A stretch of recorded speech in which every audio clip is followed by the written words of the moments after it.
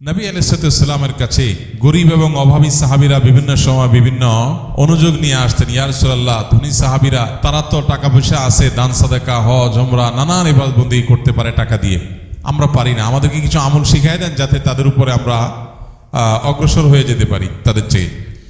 তো নবী আলাইহিসসালাম তাদেরকে দোয়া শিখিয়ে দিয়েছেন। দেখা গেল যে ধনীরা সে দোয়া বিভিন্নভাবে আপনার জেনে গেছেন এবং তারাও শুরু করে দিয়েছে। তো সাহাবীদের মধ্যে এগুলো নিয়ে কম্পিটিশন হতো। আর আমাদের হলো, ভাই স্কুলে খাবার ভালো না মাদ্রাসায় ভালো, যদিও একই খাবার আমাদের। তো এই জন্য আমলের কম্পিটিশনটা আমাদের থাকা দরকার। তো এই সমস্ত মানুষগুলো যাদের হজ করার সুযোগ সামর্থ্য হয় না, অর্থের অভাবে, হজ করার যে ফরজ বিধান সেটা আদায় না হলেও হজের সওয়াব অল্প স্বল্প সওয়াব না, এটা কিছু কিছু আমলের মধ্যে আল্লাহ তাআলা রেখেছেন। নবী আলাইহিসসালাম বিভিন্ন হাদিস আমাদেরকে বলেছেন। এর ভিতরে একটা হলো ইশরাক। ফজরের পরে যদি কেউ নামাজের জায়গা যেখানে তিনি সালাত আদায় করেছেন সেই জায়গায় যদি তিনি বসে থাকেন, জিকির আজকার করতে থাকেন, তাসবিহ তিলাওয়াতে মাশগুল থাকেন, আল্লাহর স্মরণে ব্যস্ত থাকেন, এরপর সূর্য ওঠার পর তিনি 15-20 মিনিট অপেক্ষা করে তিনি ইশরাকের নামাজ আদায় করেছেন, ইশরাকের নামাজ আদায় করেছেন, তাকে আল্লাহ রাব্বুল আলামিন পরিপূর্ণ হজের সওয়াব দান করেন। তাহলে একটা আমল পেলাম যে আমলের মাধ্যমে হজের সওয়াব লাভের একটা সুযোগ তৈরি হতে পারে। হয়তো প্রতিদিন আমরা করতে পারি না, আমাদের নানা রুটিনের ব্যস্ততা আছে, কিন্তু আমার মাঝে মধ্যে তো এই সুযোগটা আসে না। জুমার দিন অফিস আদালত স্কুল কলেজ ক্লাস থাকে না, তো আমি জুমার দিন যদি প্ল্যান করি যে বৃহস্পতিবার আগে শুয়ে যাব, শুক্রবার সকালে আমলটা করে আমি তারপরে ঘুমাবো, সম্ভব না ইনশাল্লাহ।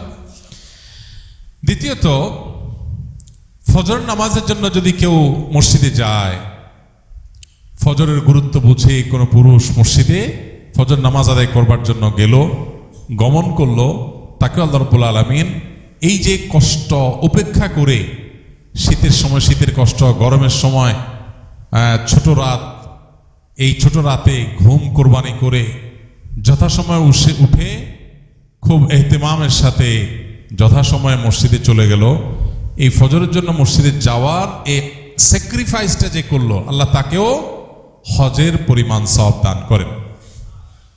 ঠিক একইভাবে উমরাতুন ফি রমাদান তা'দিলু হাজ্জাহ, নবী রাসূলুল্লাহ সাল্লাল্লাহু আলাইহি ওয়াসাল্লাম বলেছেন, রমজানে যদি কারোর উমরা করার তৌফিক হয় সেটা একটা হজের সমান হয়। এই জন্য নিয়ত করি, চেষ্টা করি, আল্লাহ যদি কখনো তৌফিক দেয়, টাকা পয়সার ব্যবস্থা করে দেয় আল্লাহ, ইনশাআল্লাহ রমজানে উমরা করব। আরেকটা আমল হলো, যদি কেউ মসজিদে ইলম অর্জন করার উদ্দেশ্যে যায়, এই যে আপনারা এসছেন, আসার সময় যদি নিয়ত থাকে যে আমি কোনো দ্বীনি বিষয় শিখব, কোরআন হাদিস সম্পর্কে জানবো, কিছু মাসাইল সম্পর্কে অবগত হব, কোরআন বা হাদিসের দার্স থেকে আমি ইলম হাসিল করব, দ্বীন জানবো, ইলম হাসিলের উদ্দেশ্যে মসজিদে যায়, মসজিদে কোনো দ্বীনি প্রোগ্রাম হবে, গিয়েছে শুধু দ্বীন জানার জন্য, দ্বীনের ইলম হাসিলের জন্য, ইলম অর্জনের জন্য যদি কেউ মসজিদে যায়, তাকেও আল্লাহ তাআলা হজের সমান সওয়াব দান করেন। ঠিক একইভাবে কেউ হজ করার নিয়তে সাদেকাহ রেখেছে, পরিপূর্ণ নিয়ত রেখেছে এবং নিয়ত অনুযায়ী সে ইনিশিয়েটিভ নিয়ে ফেলেছে যে হজ করবে, ব্যবস্থা গ্রহণ করেছে, উদ্যোগ নিয়েছে, বাট কোনো কারণে সে করতে পারল না। তো নবী আলাইহিস সালাম বলেছেন, মান হাম্মা বিহাসানাতিন ফালাম ইয়ামালহা, যে ব্যক্তি কোনো ভালো কাজ করবার পাক্কা নিয়ত করেছে কিন্তু করতে পারলো না, কোনো কারণে করা হয়ে ওঠে নাই, কিন্তু তার নিয়ত ছিল পাক্কা, চেষ্টা উদ্যোগ সবই করেছে, অনেকে টাকা পয়সা জমায়, শেষ পর্যন্ত হয়ে ওঠে নাই, কিন্তু এই যে তার পাক্কা নিয়ত ছিল, চেষ্টা ছিল, উদ্যোগও গ্রহণ করেছে, শুধু মুখোমুখি নিয়ত না, এরকম সিরিয়াসনেস থাকার কারণে, উদ্যোগ থাকার কারণে সে হজ যদি করতে নাও পারে, যে কোনো কাজের ক্ষেত্রে এটা প্রযোজ্য, সেটা যদি করতে নাও পারে, আল্লাহ তাকে তার সমান সওয়াব দান করেন। আরেকটা আমল হলো, এটা একেবারে হাদিসে আলাদা স্পষ্ট বলা আছে, নবী করিম সাল্লাল্লাহু আলাইহি সাল্লাম বলেছেন, মান জাহাজা,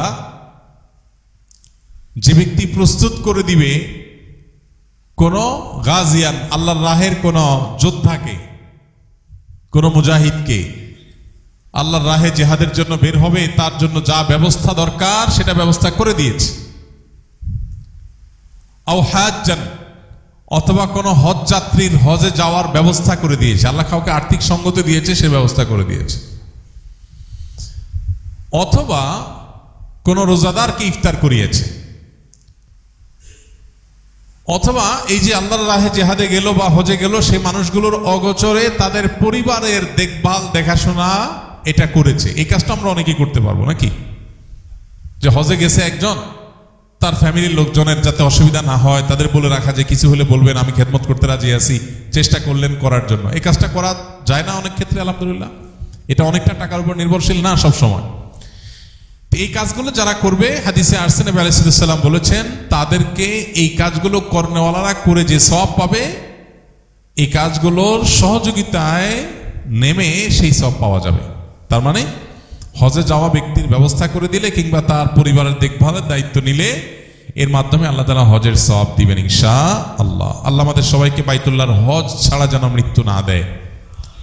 হজের ইবাদতের যে কি তৃপ্তি, কি স্বাদ, সেটা কোনো ভাষায় বর্ণনা করা যাবে না, কোনোভাবে বোঝানো সম্ভব না যে হজের ইবাদত কি তৃপ্তিময়।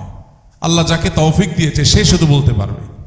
জীবনের সব স্মৃতি মানুষ ভুলে গেলেও হজের স্মৃতি মানুষ ভুলতে পারে না। এটা তাড়া করে বেড়ায়, এটা মানুষকে পজিটিভ অর্থে তাড়া করে, অর্থাৎ সব সময় তাকে আবারও হজে যেতে উদ্বুদ্ধ করে। আরাফার ময়দান, মিনা এবং মুজদালিফার অবস্থানের ভিতরে নুরানি এবং অবর্ণনীয় অদৃশ্য এক সম্মোহনী শক্তি আছে, মানুষকে টানে। রুহানি একটা অবর্ণনীয় উন্নতি হয়ে থাকে। তো আল্লাহ আমাদের সবাইকে সে হজটা জীবনে একবার হলো করার তৌফিক দান করুন। বহু মানুষ আছে জীবনের চিন্তাও করে না। আমি একসময় চিন্তাও করি না যে আমার জীবনে কোনো হজের তৌফিক হবে। আলহামদুলিল্লাহ, আল্লাহ এখন তৌফিক দিচ্ছেন অনবরত।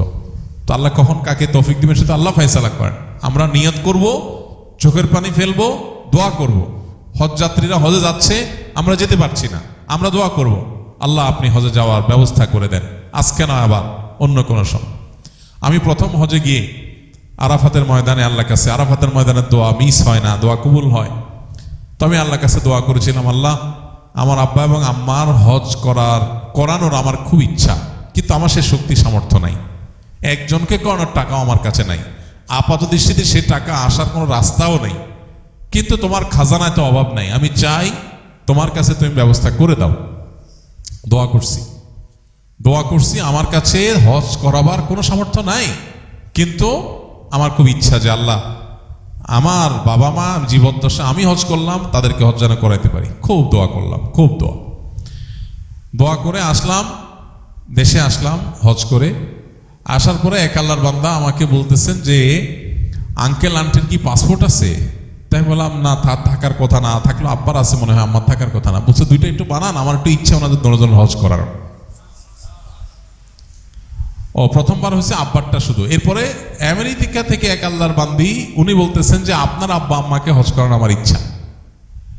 অর্থাৎ দুইজন লোক, একজন শুধু আব্বারটা, একজন আব্বা আম্মা দুইজনেরটা।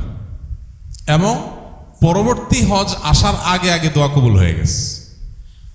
আবার অনেক সময় দোয়া কবুল হতে দেরি হতে পারে, তাতে কি? এই জন্য হজ করার তাড়া, ব্যথা, দরদ এটা অন্তরে লালন করতে হবে, দোয়া করতে হবে, চোখের পানি ফেলতে হবে। যখন মানুষ হজ করতে যাবে নিজের মধ্যে সে আগ্রহ জাগতে হবে, আল্লাহ গল্প দেওয়ার জন্য না, সেলফি তোলার জন্য না, আমি হজ যেতে চাই হজের সুফল পরিপূর্ণভাবে ভোগ করার জন্য, নিষ্পাপত্বের যে সওয়াব, যে ফজিলত এটা অর্জন করবার জন্য দোয়া করবো তো ইনশাআল্লাহ।